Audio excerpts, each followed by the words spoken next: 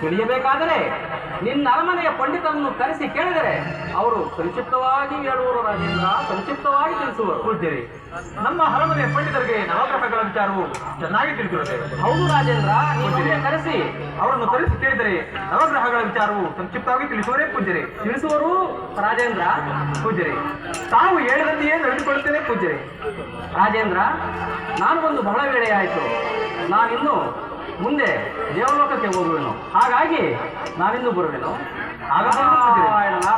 ಮಂತ್ರಿ, ನಮ್ಮ ಅರಮನೆಯ ಪಂಡಿತರನ್ನು ಬರಮಾಡಿ.